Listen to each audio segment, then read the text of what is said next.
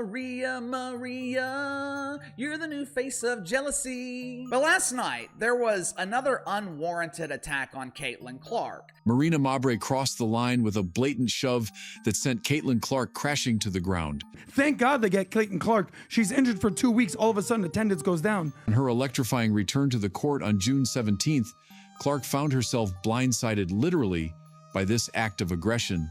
Next time, try guarding me instead of throwing tantrums. What followed wasn't just chaos, it became a pivotal moment for Clark, her team, and the league's handling of its star players. The jealousy is real. The jealousy is real. During the June 17th showdown between the Indiana Fever and the Connecticut Sun, Marina Mabrey stepped over the line. So much information about her injury, but I wanted to give you guys my honest reaction to this. The game was intense, the stakes sky high, and fans were buzzing. Thank God they get Caitlin Clark. She's injured for 2 weeks. All of a sudden, attendance goes down. This wasn't just another matchup. It was Caitlin Clark's big return after weeks recovering from an injury. Did you know this game had some of the highest viewership numbers of the season? Everyone was tuned in, waiting to see Clark back in action, doing what she does best, dominate. And then in the third quarter, Sheldon poked her in the eye.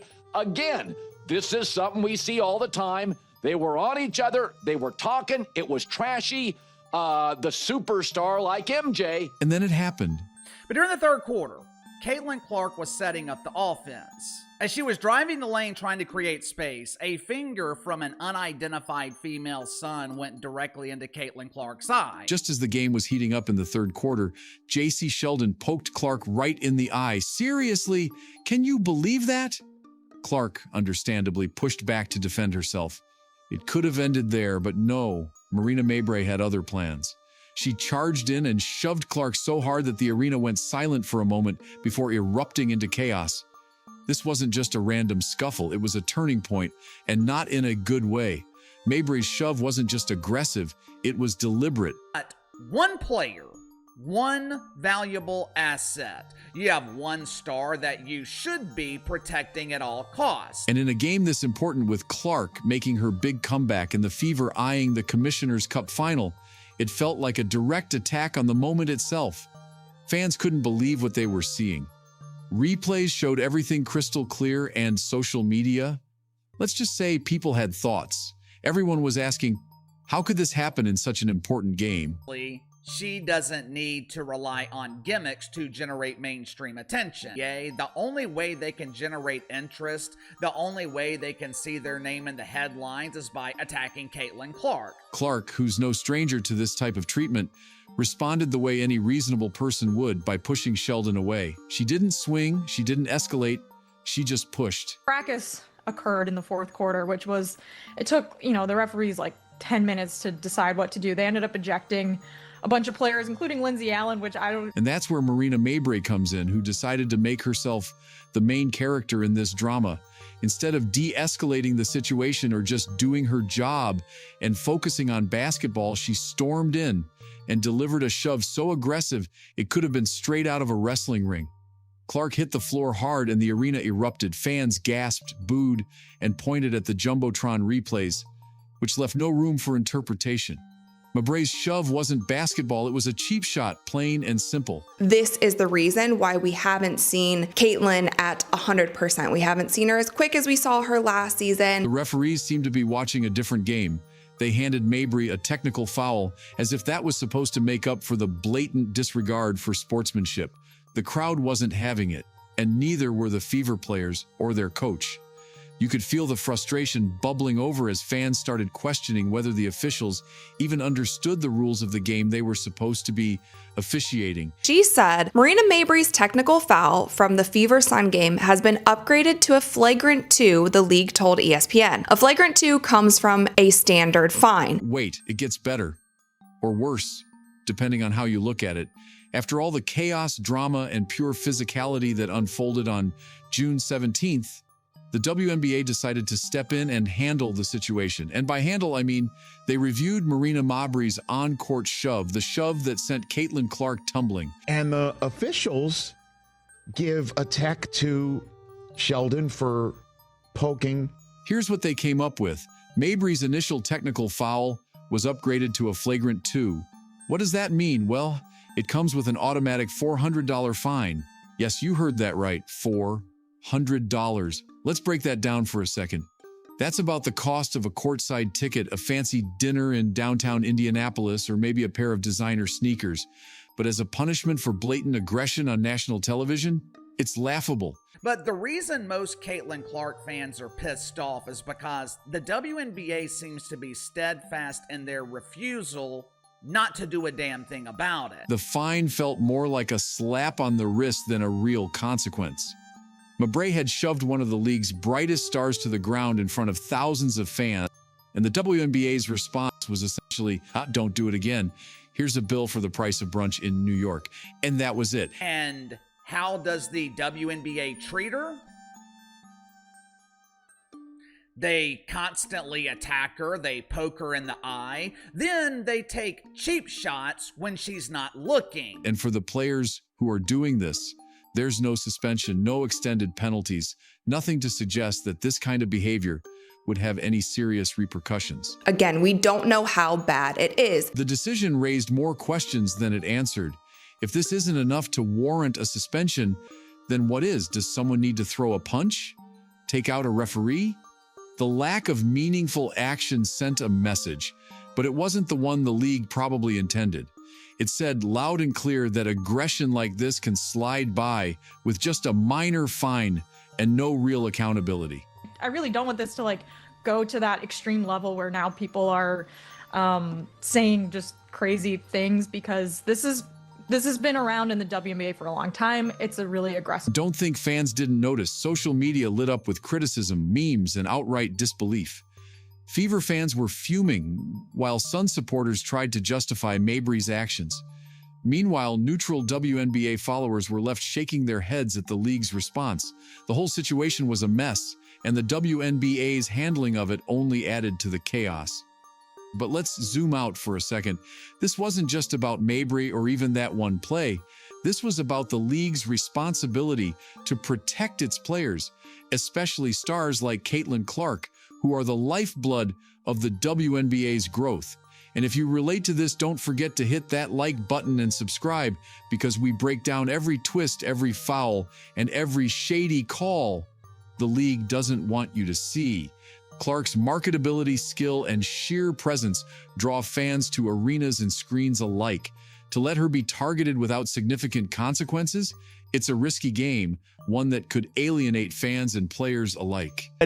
This is why the WNBA is never, ever, ever going to work. In the end, Mabrey walked away with a foul and a $400 dent in her wallet and no games missed, while Clark walked away with a bruised eye and a lot of questions about whether the league has her back. If the WNBA wanted to make a statement, they certainly did, but it wasn't the one they probably intended. And it was a foul that was not just for everything that happened during this one game. It was also for all of the things that happened the last time the Indiana Fever played the Connecticut Sun. The decision left everyone shaking their heads. Fans, analysts, and even casual viewers were left asking the same question. How is it that someone can shove a player to the ground and walk away with just a fine? Critics didn't hold back, slamming the league for what many saw as a weak response. The phrase, missed opportunity, doesn't even begin to cover it. The WNBA chooses to protect the self-proclaimed Bayou Barbie who tours the country pretending. What makes this even worse is the history leading up to this moment. This wasn't an isolated incident. It was the culmination of a rivalry that's been brewing for years, dating back to Clark and Sheldon's college days. Back then, Sheldon made it her mission to get under Clark's skin with trash talk, bumps, and constant shadowing. Their matchups were more like psychological warfare than basketball games. Fast forward to the WNBA and the rivalry only intensified. May 30th became the boiling point when Sheldon's reckless play caused injuries to Sophie Cunningham and Sydney Coulson. The Fever had every reason to come into this game with a chip on their shoulder. And let's not forget the officiating that allowed these incidents to happen in the first place. So when Sheldon poked Clark in the eye during this rematch, it was like lighting a match in a room full of gasoline. Bro, I'm almost convinced that it bothers them that Caitlin Clark has elevated this dump into the mainstream. Clark's push was the spark and Mabrey's shove was the explosion. And yet, instead of taking real action to prevent this kind of behavior, the league handed out fines like they were parking tickets. In the end, the Fever still got the last laugh, dominating the Sun 88-71 and sending a clear message: they're not here to be pushed around. But the fallout from this game leaves a lot of questions. The entire JC Sheldon versus Caitlin Clark. Clark and Sheldon have history, a lot of it. This wasn't some random clash between two players. This was a grudge match years in the making. Back in their college days, Clark was lighting up scoreboards at Iowa, while Sheldon was making her life miserable at Ohio State. Those games weren't just basketball, they were psychological wars. Sheldon's defense was relentless, and her trash talk was non-stop. She'd shadow Clark everywhere, bump her on screens, and throw in some well-timed verbal jabs for good measure. But here's the thing about Clark: she doesn't back down. Time after time, she found ways to dominate, dropping jaw-dropping numbers while Sheldon could only watch in frustration. Their college matchups became the stuff of legend, with fans packing arenas just to see them go at it. This woman is egregious. She doesn't respect our game. The WNBA has always been a beacon of sportsmanship. So, when June 17th rolled around, everyone knew this wasn't going to be a friendly matchup. And Sheldon's eye poke? That was the spark that set everything ablaze. The physicality reminded everyone of Sheldon's history. Aggressive, reckless, and always willing to push the boundaries of what's acceptable on the court.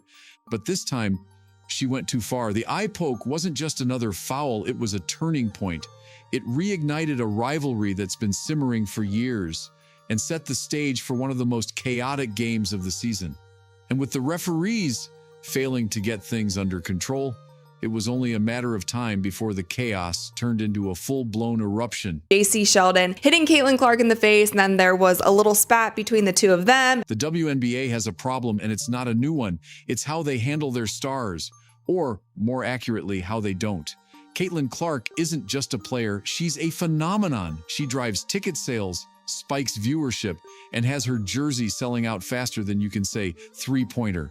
She's the golden goose, the face of the league's future, yet the way she's treated sometimes, frustrating doesn't even begin to cover it. WNBA television ratings down more than 50%. Here's the thing, stars like Clark don't come around often. She's the kind of player who gets casual fans to tune in, who pulls entire crowds into arenas, and who makes sponsors pay attention. There are millions of people that never cared about the WNBA at all, that now care because Caitlin Clark is in the WNBA. The WNBA desperately needs players like her to grow, and for good reason. Her games consistently pull in higher ratings, and her merchandise gone in seconds. Her ability to step up in big moments. When the bright lights are on, Caitlin Clark is also on. It's not just her skills, it's her charisma, her competitiveness, her presence. She's a brand all on her own, and the league should be capitalizing on that, not letting her get battered on the court. But here's where the frustration boils over. Clark gets targeted blatantly, and what happens? A slap on the wrist for the offenders. We're talking fines that barely cover dinner in downtown LA and no suspensions to send a real message. When you have players like Marina Mabrey delivering hard shoves and reckless plays, where's the line? Where's the protection? It's not just about Clark either. It's about what she represents. If the WNBA can't safeguard their stars, what does that say to the next generation of talent watching from home? Man, Caitlin Clark is a superstar and she's, bigger than life and all this stuff. At best, dismissive at worst. How can you build a league's reputation if the brightest lights are being dimmed by unchecked aggression? Every shove, every reckless foul, every unpunished incident chips away at the credibility of a league that's trying to grow. The WNBA has an opportunity here, one they can't afford to waste. Protect your stars, elevate them, make sure the next Caitlin Clark knows they'll be celebrated, not just for their talent, but for the value they bring to the entire league. Because if they don't, someone else will. So what will happen next? Like this video and subscribe to the channel to get all the latest updates on WNBA.